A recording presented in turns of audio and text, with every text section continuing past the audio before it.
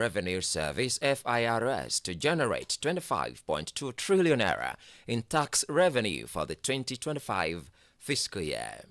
This ambitious target follows the agency's historic achievement in 2024, where it collected 21.6 trillion naira, surpassing its 19.4 trillion naira goal. Executive Chairman of the FIRS, Dr. Zak Adedeji, described the 2024 performance as a landmark moment in Nigeria's tax administration history. Adedeji stressed the need for sustained momentum, strategic reforms, and institutional consolidation. He noted that the service is committed to achieving long-term resilience and operational excellence with a focus on three key pillars: capacity building and training, infrastructure and facility enhancement, and technological advancement. Ekiti State Government has today presented a breakdown of the 375.7 billion naira 2025 budget signed into law by Governor Biodun Oyebanji on 30th December 2024 to the general public, with a confirmation that the administration has not borrowed a dime to finance its project. Giving an highlights of the 2025 budget tagged Budget of Sustainable Impact, at a public presentation of breakdown and analysis of the budget at Jibowu Hall, Government House at Doekiti, the State's Commissioner for Budget and Economic Planning, Femi Ajayi, emphasized government's determination to engender sustainable growth and further improve the well-being of the people through the 6 pillars of the administration. He said the projection for the 2025 financial estimates is to further enhance government's policy on the shared prosperity agenda of the administration in tandem with the 2025 to 2027 medium-term expenditure (MTEF) and the 30-year development plan. The Ekiti State Universal Basic Education Board has announced plans to establish mega schools in each of the 16 local government areas of the state. SUBEB Chairman Professor Femi Akinwumi disclosed this today in Ado-Ekiti, stating that the schools will be equipped with modern ICT tools, audiovisual facilities, and specialized laboratories to enhance learning. Akinwumi said the mega school will be furnished with state-of-the-art information communication technology, equipment, and ultra-modern audiovisual facilities to make the products of the schools globally competitive. The super boss said that each of the proposed mega schools would also have 12 classrooms and a capacity for at least 400 pupils. The new Commissioner of Police, Ekiti State Command, Joseph Eribo, has pledged to partner with the Nigerian Union of Journalists, NUJ, Ekiti State Council to eradicate fake journalists in the state. The CP, who made the disclosure yesterday during the January edition of the NUJ Ekiti Congress, also promised to provide operational vehicle to the NUJ task force for the exercise. According to the CP, the role and duties of journalists cannot be overemphasized, stressing that they remain critical stakeholders in nation building. He seized the opportunity to call on journalists to collaborate with the command in fighting crime in the state.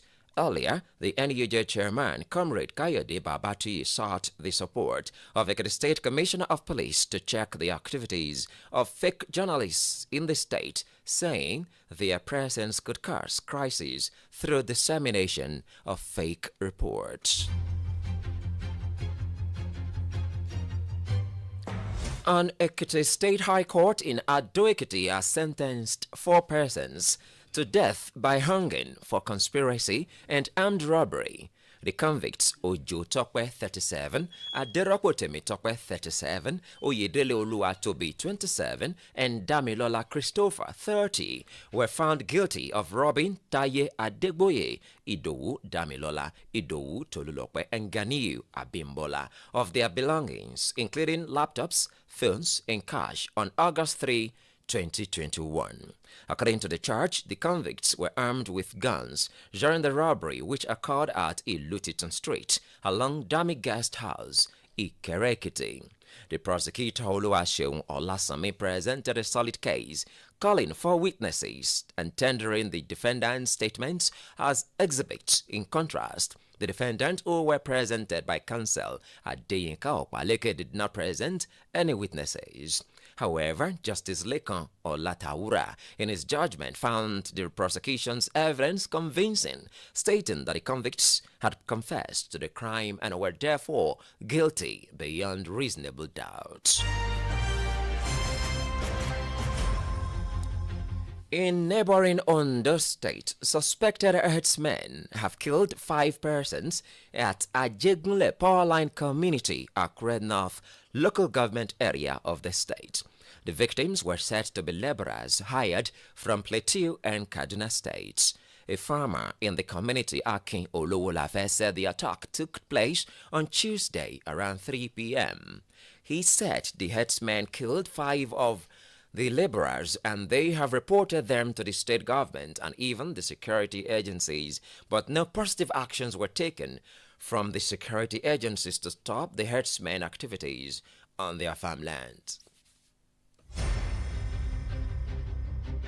According to him, they entered the farmlands on Tuesday as the laborers were working, and they started shooting sporadically on the air and killed 5 people during the attacks.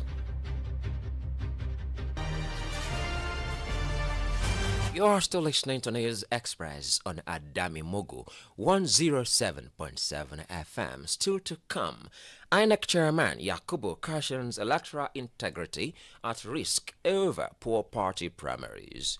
Please stay with us. We're back for more. Hello, good people of Ekiti State and its environment. For your private, political, family, or club meetings, and so on, of not more than 50 to 100 participants, we introduce to you Adamimogo Event Hall. Yes, right at Olojudo's Palace, Adamimogo 107.7 FM's compound, Ido Ekiti. Ample parking space, good security, clean environment. You also have the opportunity to book for a media publicity of your events on our fast-growing social media platforms. All these for a talking. Simply visit us at Olojudo's Palace, Ido Ekiti, or call the following numbers for more inquiries: 0803-526-5812 or 0916-340-0878 or 0806-511-4430. You can also call 0806-380-8891 at Adamimogo Event Hall. We are waiting for your patronage.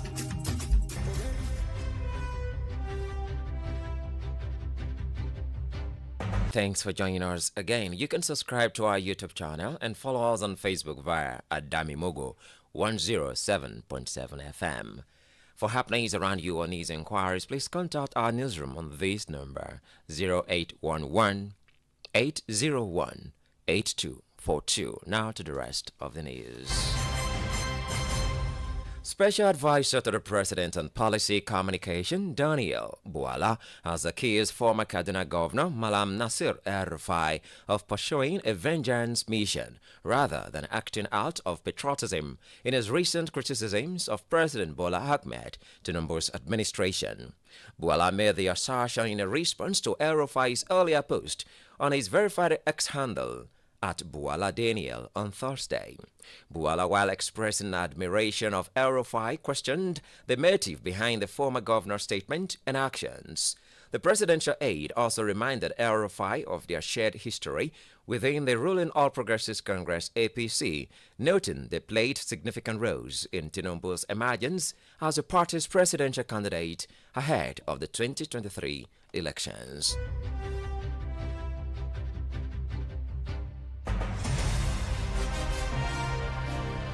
Meanwhile, former Kaduna Governor Nasir El-Rufai has said that he was never interested in a cabinet position under the President Bola Tinubu's government. He said this in a post on his official X page today. El-Rufai, in response to Daniel Bwala, Special Advisor to the President on Policy Communication, said he was clear with the President that he was not interested in any position. Recall, Boala had initially replied to El-Rufai's criticism on the APC. Still talking politics, the All Progressives Grand Alliance has challenged former Vice President Atiku Abubakar to provide concrete evidence to support his claim that the ruling All Progressives Congress is bribing opposition parties with 50 million naira. Recall, Atiku recently made the allegation while speaking as a panelist at a national conference on strengthening democracy in Nigeria held in Abuja. The former VP warned that Nigeria's democracy was at risk if the alleged practice continued. Reacting to the claim in a statement signed by its publicity secretary, Mazi Ejimofo Okpara, today, ABGA dismissed Atiku's allegation as baseless and unsubstantiated. In Oyo State, hundreds of former members of the Social Democratic Party SDP have made a bold leap to the ruling People's Democratic Party PDP in the state, signaling a shift as the 2027 general election approached. The defectors were warmly welcomed by a PDP member and aspirant for the House of Representatives, John Ogunshola. During the reception, Ogunshola praised Governor Seyi Makinde for his transformative leadership and impactful initiative, which he credited as key factors attracting new members to the PDP. Ogunshola pledged to intensify grassroots support for the PDP as the party gears up for the upcoming elections, emphasizing the importance of unity among existing members.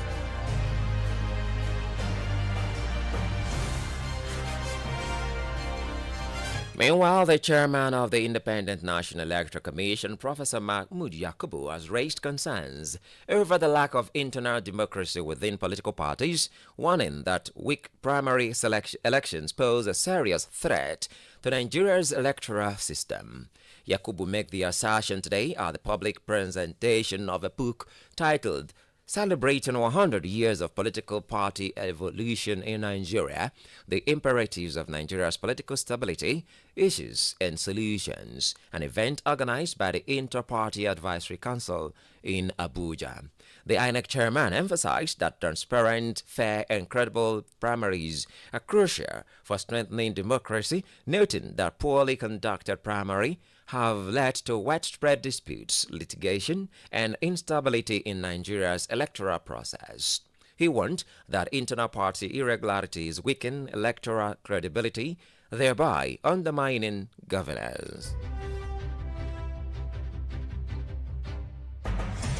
To other matters now, the Economic and Financial Crimes Commission EFCC has pledged to review complaints related to its recent public auction of forfeited vehicles after reports of unsatisfactory experiences by some participants. The Commission acknowledged complaints ranging from issues with website accessibility, participants being shut out after submitting bids, and reports of inflated bid prices. In addressing the situation, EFCC spokesperson Dele Oyewale, in a statement today, said the complaints arising from the exercise are unfortunate, adding that the online auction platform was intended to ensure seamless and transparent participation, but challenges such as over 4 million participants and unstable internet services affected the process. He noted that the Commission had monitored the exercise which took place between January 20 and 27, 2025, and confirmed that some glitches occurred.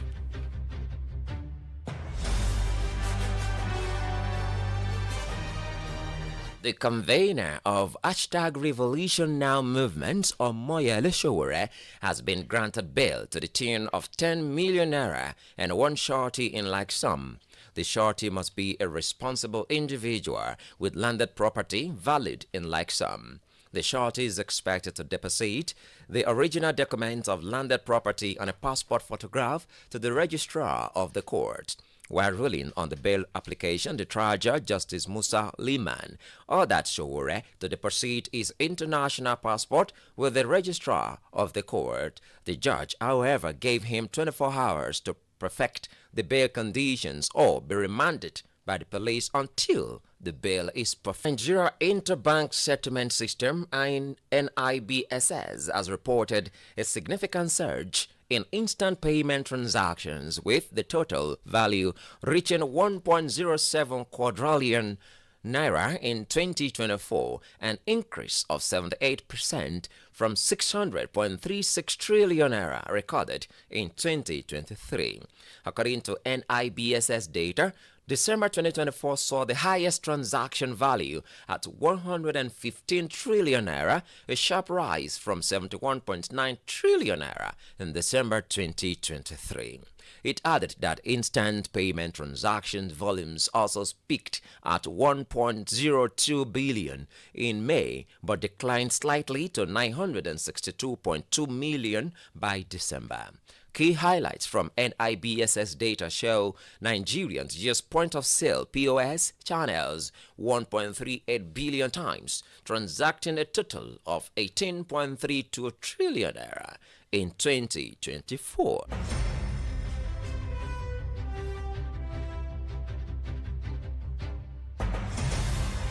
On the foreign news this evening, Catholic Church in the Philippines accused of impunity over priest abuse.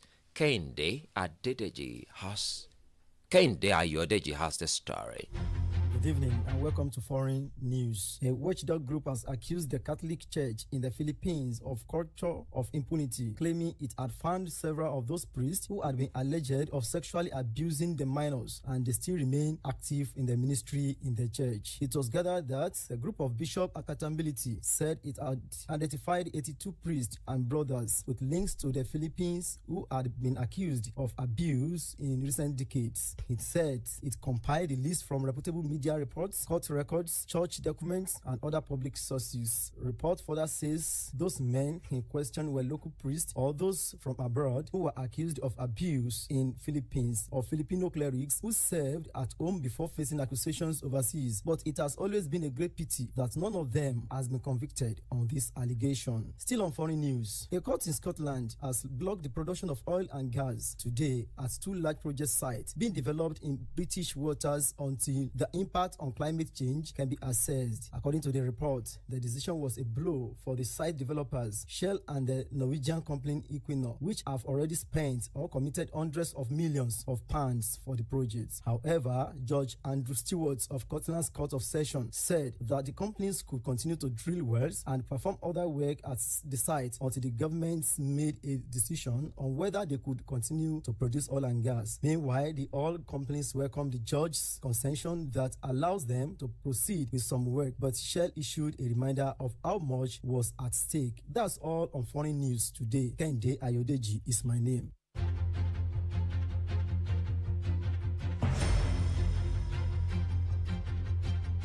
Thank you so much, Kende Ayodeji, for that. On entertainment this evening, Speed Darlington cuts ties with lawyer Tosin Adeniro is our guide on this story. Good evening and welcome to Entertainment News. Singer Speed Darlington has asked those who are tired of supporting him to get lost. This came after he parted with his lawyer, Sterling Aleke. According to reports, Aleke had recently taken to his Instagram story to announce his firm, Low Capital separation from the controversial musician. The separation came a week after the singer was released from prolonged detention by the Nigerian police for cyber talking his colleagues, Burna Boy. Reacting in a viral video shared on his Instagram page, the singer told those advising him to back down on his fight with Burna to get lost if they were tired of supporting. Still on the showbiz world, Nigerian media personality Tolu Oniru, popularly known as Tools, has berated singer Two-Face for public announcing his separation from his wife, Annie. Speaking in a recent interview, Tools opined that the couple should have handled the divorce privately, and the timing was also wrong considering that Annie was already facing backlash over her appearance on the Young, Famous and Africa reality show. Record Two-Face in an Instagram post today ago announced his separation from his wife, Annie Idibia. That is all on Entertainment News. I am Oluwatosin Adeniro. Thank you, Oluwatosin Adeniro. On sports this evening, Tanzania head coach Ahmed Suleiman Ali has said his team will be ready for the Super Eagles and their other Group C opponents at the 2025 Africa Cup of Nations. Former champions Tunisia and Uganda are the other countries in the group. The East Africans are the lowest ranked team in the group. Ali admitted it is a tough group but insisted that they will fight hard to make it to the next round. The Taifa Stars will take on Nigeria in their opening fixture at the complex Storive. At the Complexe Sportive d'Affaires on Tuesday, December. Our sports story, we've come to the end of today's News Express on Adamimogo 107.7 FM. Idoekiti. But before we go, the highlights again. We told you that the federal government has cautioned individuals against storing explosive devices in their homes for illegal mining activities, emphasizing the grave risks such practices pose on lives and property. We also brought to you that Ekiti state government has today presented a breakdown of the 375.7 billion naira 2025 budget signed into law by Governor Biodun Oyembanji on 30th December 2024 to the general public, with a confirmation that the administration has not borrowed a dime to finance its project. And finally, we told you that the chairman of the Independent National Electoral Commission, INEC, Professor Mahmoud Yakubu, has raised concerns over the lack of internal democracy within political parties, warning that weak primary elections pose a serious threat to Nigeria's electoral system. And that's News Express on Adamimogo 107.7 FM, Olojudo's Palace, Idoekiti. On behalf of the production crew led by Oladoyin Ayegusi, my name is Micheal Jason Ijasan. Many thanks for listening.